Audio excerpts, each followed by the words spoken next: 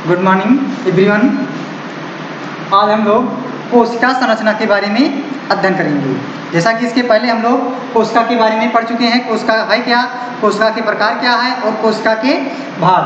तो उसी भाग से कह सकते हैं, उसी भाग के अंतर्गत या कह सकते हैं कोशिका के अंतर्गत जो कोशिका संरचना है उनके बारे में आज हम अध्ययन करेंगे। जैसा कि आप लोग फिगर में देख रहे हैं, इसके बारे में अब हम अध्ययन करेंगे। कोशिका संरचना यानी कोशिका संरचना जो होती है यानी पादप कोशिका और जंतु कोशिका दोनों अलग अलग होते हैं। यानी जो कह सकते हैं पादप कोशिका होती है वो प्लांट कोशिका या कह सकते हैं पौधों की संरचना के कोशिकाओं के बारे में बताते हैं, और जो जंतु कोशिका होती है वो एनिमल्स कोशिकाओं के बारे में। तो आज हम लोग पादप कोशिका के बारे में अध्ययन करेंगे। पादप कोशिका में जैसा कि आप लोग देख रहे हैं ये फिगर पादप कोशिका का है, जिसमें कि आप लोगों को हम नामकरण के माध्यम से इसको बताते रहते हैं। तो सबसे पहले आप लोग देखेंगे ये बाहरी परत, यानी कोशिका में जो सबसे बाहरी परत पाई जा रही है इसको हम बोलते हैं cell membrane.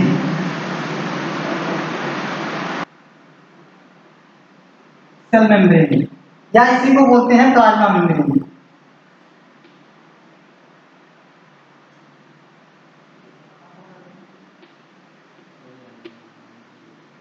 Membrane plasma membrane यानी यह सबसे बाहरी परत होती है, जो कि यह कह सकते हैं झिल्ली के रूप में पाई जाती है। और ये जो अपशिष्ट पदार्थ होते हैं या कह सकते हैं इसमें जो पदार्थ पाए जाते हैं उनके आने और जाने के लिए एक झिल्ली के रूप में कार्य करता है। उसके बाद इसके मध्य में जो पाया जा रहा है इसको बोलते हैं सेल वॉल। सेल वॉल यानी कोशिका भित्ति जिसे बोलते हैं, या इसके पूरे आकार या आकृति को बनाए रखता है, जिससे किसी प्रकार की बाह्य आघात या कह सकते हैं किसी प्रकार का धक्का लगता है तो उसको ये रोकता है और सुरक्षा प्रदान करता है।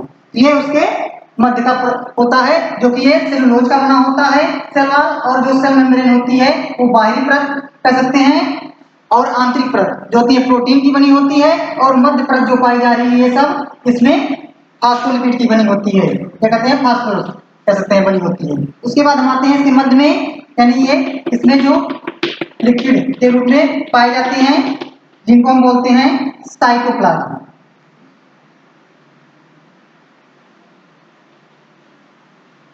साइटोप्लाज्म यानी ये एक तरल पदार्थ के रूप में पाए जाते हैं, जो कि इसकी भौतिक आधारशिला कहते हैं, जो कि इसके बनाए जाते हैं, जो भी इसमें कोशिका में पाए जा रहे हैं इसी के अंदर पाए जाते हैं। और साइटोप्लाज्म और इसके मध्य में जो न्यूक्लियस पाए जा रहे हैं, यानी दोनों मिलके इनको हम कहते हैं protoplasm. Cytoplasm plus nucleus, nucleus दोनों को मिला के हम कहते हैं प्रोटोप्लाज्म। प्रोटोप्लाज्म यानी ये कोशिका के मध्य के, यानी इसमें कहा गया जो संरचना होती है उसके दो भाग में बांटे गए, एक सेल वॉल और दूसरा प्रोटोप्लाज्म। तो प्रोटोप्लाज्म के अंतर्गत साइटोप्लाज्म और न्यूक्लियस पाए जाते हैं। साइटोप्लाज्म में ही विभिन्न प्रकार की कोशिकाएं इसके अंतर्गत पाई जाती हैं। अब उसके बाद आते हैं इसमें जो न्यूक्लियस, तो न्यूक्लियस इसके मध्य का भाग होता है, जिसे कहते हैं कंट्रोल रूम। यानी ये पूरे को केंद्रित करता है, यानी जिसमें भी इसमें कोशिकाएं पाए जाते हैं उनको नियंत्रण करने का काम करता है, जिसके उनको नियंत्रित करके आवश्यकता अनुसार उनको संचालित करने का काम करता है। इसी कारण से इसको कंट्रोल रूम बोलते हैं, केंद्रक का। अब उसके बाद केंद्रक के बाहर की तरफ ये पाई जा रही है, इनको न्यूक्लियोप्लाज्म बोलते हैं।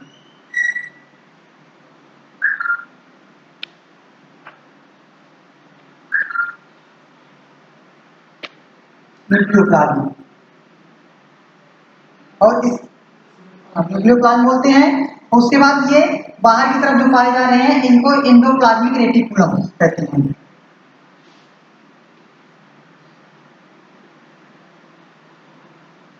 एंडोप्लाज्मिक रेटिकुलम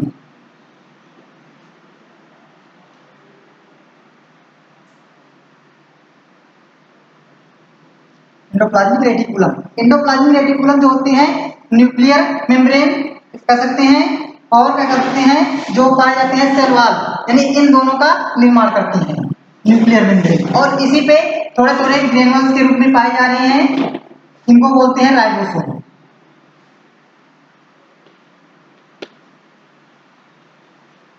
राइबोसोम जो कि प्रोटीन का संश्लेषण करते हैं।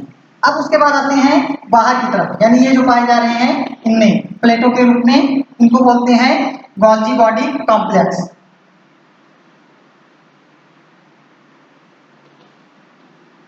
गोल्जी बॉडी या गोल्जी कॉम्प्लेक्स।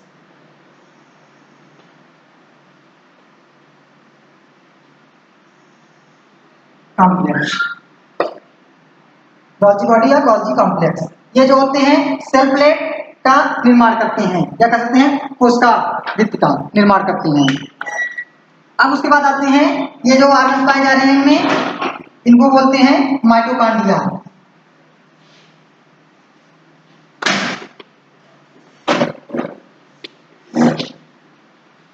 माइटोकॉन्ड्रिया ये होते हैं जो कोशिका के अंदर ऊर्जा प्रदान करते हैं, कह सकते हैं इसी कारण से इनको कोशिका का पावर हाउस कहते हैं। और उसके बाद ये अगला ऑर्गन जो दिख रहा है इसमें, इनको बोलते हैं हम क्लोरोप्लास्ट।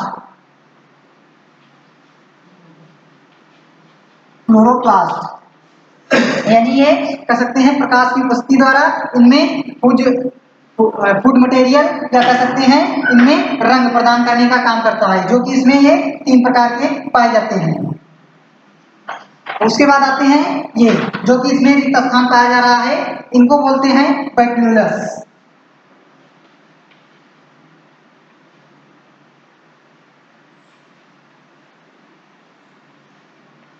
वैक्यूलस यानी यह है रिक्त स्थान, यानी जब ये छोटा होता है तो इसमें कह सकते हैं रसधानी जिसे बोलते हैं, यानी इसमें फूड मटेरियल पाए जाते हैं, इसमें खाद्य पदार्थ। उसके बाद धीरे धीरे जब बढ़ने लगते हैं तो इनमें बीच में रिक्त स्थान बढ़ने लगते हैं और धीरे धीरे ये जो भी इसमें पदार्थ पाए जाते हैं, खाद्य धान्य पाए जाते हैं, उन्हीं के किनारे किनारे पे एक फूड का संचय हो जाता है, जिसके कारण इसे फूड धानी या सेल से कह सकते हैं, वैक्यूल से भी बोलते हैं, जिसके कारण इसमें संचय रहते हैं फूड मटेरियल।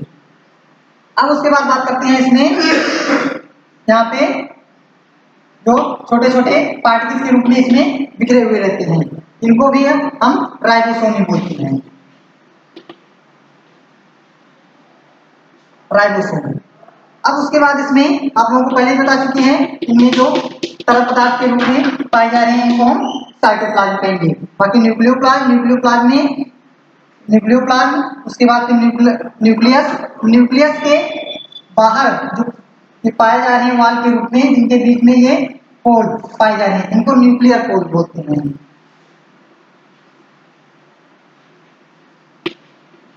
न्यूक्लियर पोल।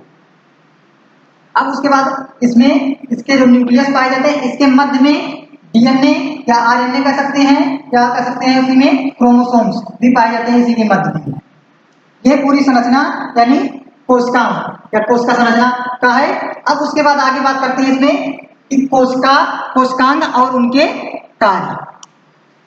कोशिकांग और उनके कार्य। कोशिकांग में आपके जो ये कोशिका के अंतर्गत पाए जा रहे हैं, यानी जो साइटोप्लाज्म में जो अंग पाए जा रहे हैं, यही उसके कोशिकांग होते हैं। जैसे आप कह सकते हैं सेल वॉल, ये उसके कोशिकांग के रूप में है। तो सेल वॉल जो होते हैं उनमें आकृति और आकार प्रदान करता है, इनका मुख्य कार्य होता है। और दूसरा इनका कोशिकांग होता है सेल मेम्ब्रेन या प्लाज्मा मेम्ब्रेन, जो कि एक झिल्ली के रूप में होती है और ये अपशिष्ट पदार्थों को आने और जाने के लिए होती है, क्या कहते हैं, उनको रोकता है, यानी आवश्यकता अनुसार उनको अंदर करता है, आवश्यकता अनुसार बाहर करता रहता है। ये उनके सेल मेम्ब्रेन यानी प्लाज्मा झिल्ली के रूप में होती है। उसके बाद अगला इनका कोशिकांग होता है माइटोकॉन्ड्रिया, जो कि उसमें कह सकते हैं ऊर्जा प्रदान करने का काम करता है।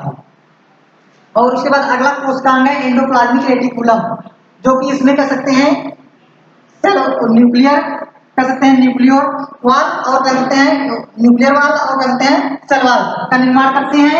उसके बाद अगला इसके में कोशिकांग है एंडोप्लाज्मिक रेटिकुलम गोल्जी बॉडी या गोल्जी कॉम्प्लेक्स, जो कि सेल प्लेट का और सेल वाल का निर्माण करते हैं।